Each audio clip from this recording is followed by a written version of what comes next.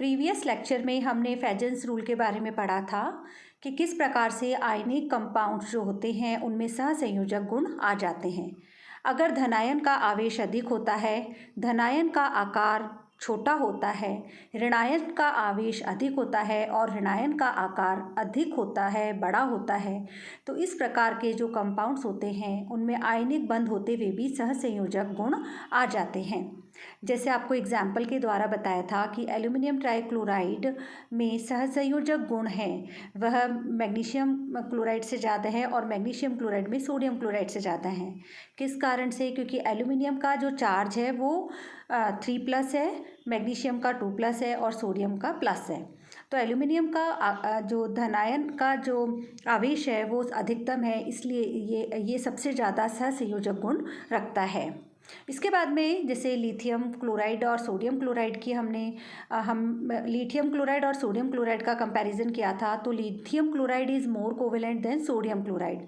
क्यों? क्योंकि size of lithium is smaller than sodium plus, इसलिए जो पोलराइजिंग पावर होगी वो लिथियम की सोडियम से ज़्यादा होती है। इसी प्रकार से lithium iodide is more covalent than lithium chloride. क्यों? क्योंकि आयोडाइड जो आयन है उसका आकार क्लोराइड आयन से ज़्यादा है। तो अगर लिथियम आयोडाइड और लिथियम क्लोराइड में कंपैरिजन करें तो lithium iodide is more covalent than lithium chloride. इसी प्रकार से हमने फिर देखा था कि जिनमें डी इलेक्ट्रॉन्स होते हैं उनकी पोलराइजिंग पावर ज़्यादा होती है। इसमें हमने देखा copper chloride is more covalent than sodium chloride. क्यों? क्योंकि कॉपर का एक तो आकार मतलब उसका साइज छोटा है सोडियम से, और दूसरा उसके इलेक्ट्रॉनिक कॉन्फ़िगरेशन में D10 मतलब डी में इलेक्ट्रॉन्स हैं। तो इस तरीके से हमने फेजेंस रूल पढ़ा था जिसमें कि आपको बताया था कि धनायन का आकार छोटा होना चाहिए, धनायन पर आवेश अधिक होना चाहिए, और धनायन में अगर डी कॉन्फ़िगरेशन वाले इलेक्ट्रॉन्स होते हैं तो उनकी पोलराइजिंग पावर ज़्यादा होती है। इसी प्रकार से ऋणायन का आकार बड़ा होना चाहिए, ऋणायन पर आवेश अधिक होना चाहिए, तो उनकी ध्रुवणता अधिक होती है। और इस प्रकार के जो कंपाउंड्स होते हैं वो आयनिक होते हुए भी उनमें सहसंयोजक गुण आ जाते हैं। आज हम शुरू करते हैं बॉन्ड एंथैल्पी। बॉन्ड एंथैल्पी का मतलब क्या होता है? It is defined as the minimum amount of energy required to break 1 mole of a particular bond in molecules in their gaseous state. इसका मतलब ये है कि एक सहसंयोजक बंध को तोड़कर जब दो उदासीन मूलकों को बनाने के लिए जितनी ऊर्जा की आवश्यकता होती है उसे हम बॉन्ड एंथैल्पी या बंध ऊर्जा कहते हैं। The bond enthalpy is defined as the minimum amount of energy required to break 1 mole of particular bond in molecule in their gaseous state. The unit of bond enthalpy is kilojoule per mole. क्या होती है unit इसकी? Kilojoule per मोल होती है। और जितनी ज़्यादा bond enthalpy होती है उतना ही बंध ज़्यादा स्ट्रॉन्ग होता है। Larger the bond enthalpy stronger will be the bond, उतना ही अधिक बॉन्ड स्ट्रॉन्ग होता है। The bond energy value depends on the size of atoms and the number of bonds between the bonded atoms. जो bond energy है वो depend करती है जो अणु होते हैं, परमाणु होते हैं उनके आकार पर, और कितने अणुओं के बीच में कितने बॉन्ड्स हैं, मतलब डबल बॉन्ड है, ट्रिपल बॉन्ड है, इस पर डिपेंड करती है। जितना larger the size of the atom involve in bond lesser in the bond enthalpy. जितना बड़ा अणु, जितना बड़ा परमाणु बॉन्ड में भाग लेता है उतनी ही बॉन्ड एंथैल्पी कम होती है। In case of polyatomic molecules with 2 or more same bonds type, in average bond enthalpy is used. अगर जो polyatomic molecules होते हैं जिनमें समान प्रकार के 2 या 2 से अधिक बंध होते हैं तो bond enthalpy निकालते हैं हम, इन सब का एवरेज होता है। For such bonds, the arithmetic mean of the bond energy values of the same type of bond is considered as a average bond enthalpy.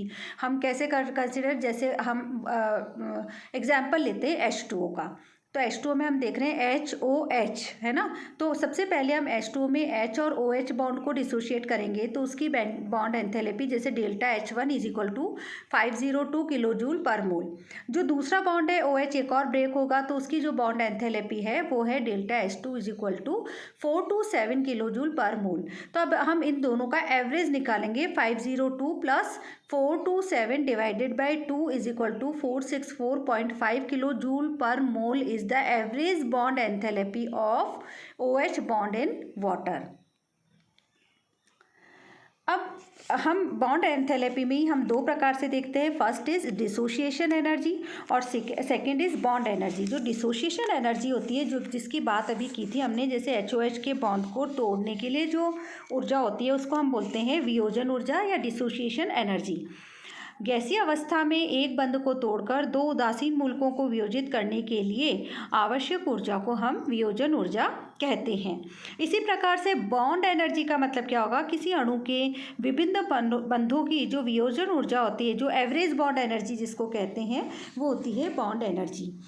अब आता है कि factors affecting the values of bond energy. बंध ऊर्जा को कौन कौन से कारक प्रभावित करते हैं? उसमें फर्स्ट आता है बॉन्ड ऑर्डर. जैसे मैंने अभी पहले बात की थी कि जितना प्रबल बंध होगा, जैसे ट्रिपल बॉन्ड की बॉन्ड एनर्जी सबसे ज़्यादा होगी, फिर डबल बॉन्ड की होगी और फिर सिंगल बॉन्ड की होगी. तो फर्स्ट जो बंध ऊर्जा होती है वो डिपेंड करती है बॉन्ड ऑर्डर पर. बॉन्ड ऑर्डर जितना ज़्यादा होगा उतनी ही बंध ऊर्जा ज़्यादा होती है.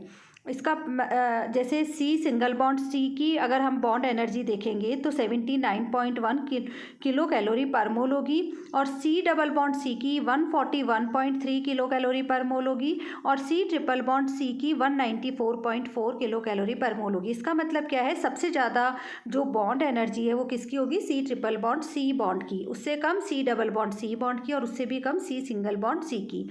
सेकेंड आता है एटॉमिक साइज़. एटॉमिक साइज़ का मतलब ये होता है कि जितना बड़ा, जो अभी अपन ने डिस्कस किया था कि जितना बड़ा परमाणु का आकार होगा उसकी बंध ऊर्जा उतनी ही कम होगी. किसी परमाणु का आकार जितना बड़ा होगा, नाभिक से जो इलेक्ट्रॉन होगा वो उतनी ही अधिक दूरी पर होगा और इसका मतलब जो अट्रैक्शन होगा वो भी, अट्रैक्शन फोर्स जो होगा वो भी कम हो जाएगा, जिससे उसकी बंध जो बॉन्ड डिस्टेंस होती है वो तो बढ़ जाती है और बंध की जो सामर्थ्य होती है वो कम हो जाती है. इसीलिए जैसे हम देखें CH bond, CCl bond, CBr bond और CI बॉन्ड, तो सबसे कम जो बॉन्ड एनर्जी होगी वो CI बॉन्ड की होगी. तो इस तरीके से अणु का आकार, परमाणुओं का आकार जितना बड़ा होता है, नाभिक से बंध इलेक्ट्रॉन उतनी अधिक दूरी पर होगा और आकर्षण बल उतना ही कम होगा, इसीलिए बॉन्ड एनर्जी उतनी ही कम होगी. इसी प्रकार से हम देखते हैं टाइप ऑफ हाइब्रिडाइजेशन, कि किस प्रकार का संकरण है. अभी किस प्रकार से कि हाइब्रिडाइजेशन के प्रकार से बॉन्ड जो डिस्टेंस होती है और बॉन्ड एनर्जी होती है वो दोनों प्रभावित होती है. जैसे हम जानते हैं कि एस ऑर्बिटल होता है वो न्यूक्लियस के से सबसे अधिक पास में होता है.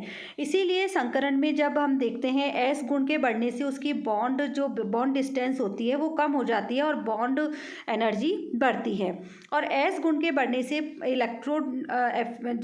एस गुण के बढ़ने से परमाणु की विद्युत ऋणात्मकता का मान भी बढ़ता है, जिससे कि बॉन्ड में आयनिक कैरेक्टर आ जाता है और उसकी बॉन्ड एनर्जी भी बढ़ जाती है. जैसे सपोज कीजिए संकरण का जो प्रकार है, फर्स्ट हम देखते हैं sp3, सेकेंड इज sp2 और थर्ड इज sp.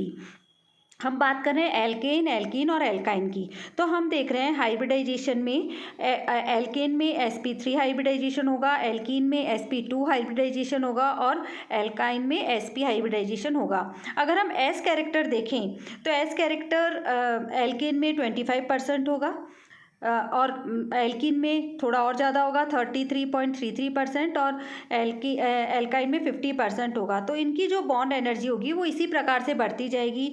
एल्कीन की जो बॉन्ड एनर्जी है वो 99.43 है, एल्कीन में 106.36 है और एल्काइन में 121.18 है. तो इस प्रकार से हाइब्रिडाइजेशन भी बॉन्ड एनर्जी को इफेक्ट करता है. फिर हम देखते हैं जो फोर्थ पॉइंट है वो है इलेक्ट्रोनेगेटिविटी ऑफ बॉन्डेड एटम्स की. इलेक्ट्रोनेगेटिविटी का क्या प्रभाव पड़ता है? सपोज कीजिए कोई दो एटम्स हैं A और B जिनकी इलेक्ट्रोनेगेटिविटी XA और XB है. अब दोनों में अगर जितना इलेक्ट्रोनेगेटिविटी में अंतर होगा, जितनी इलेक्ट्रोनेगेटिविटी में अंतर होगा उतना ही वो बॉन्ड मजबूत होगा और उनकी बॉन्ड एनर्जी उतनी ही ज़्यादा होगी. तो जितना ज़्यादा दोनों एटम्स की इलेक्ट्रोनेगेटिविटी में डिफरेंस होता है उतनी ही बॉन्ड एनर्जी ज़्यादा होती है.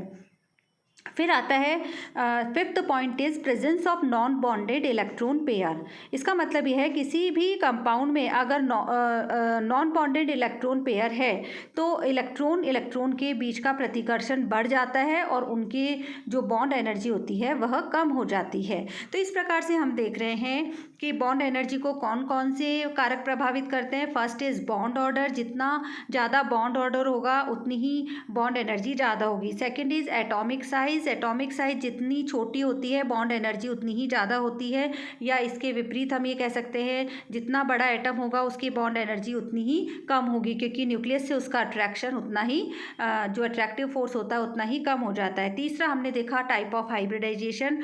sp हाइब्रिडाइजेशन की बॉन्ड एनर्जी sp2 से ज़्यादा होती है, sp2 की sp से ज़्यादा होती है। sp हाइब्रिडाइजेशन की एनर्जी सबसे ज़्यादा होगी, देन sp2, और सबसे कम जो बॉन्ड एनर्जी होगी वो sp3 हाइब्रिडाइजेशन की होगी।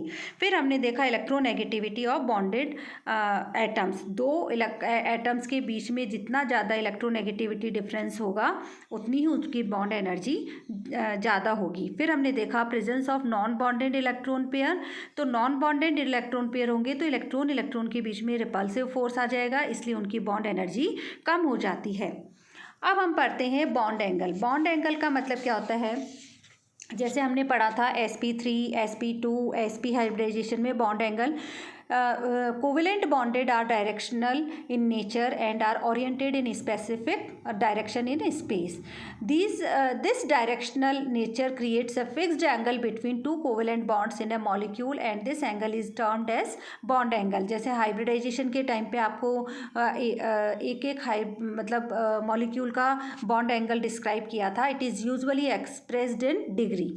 The bond angle can be determined by spectroscopic method and it can give some idea about the shape of the molecule। जो बॉन्ड एंगल है वो हम स्पेक्ट्रोस्कोपिक मेथड से ज्ञात करते हैं, और बॉन्ड एंगल पता होने पर हमें किसी भी अणु की ज्यामिति का ज्ञान हो जाता है।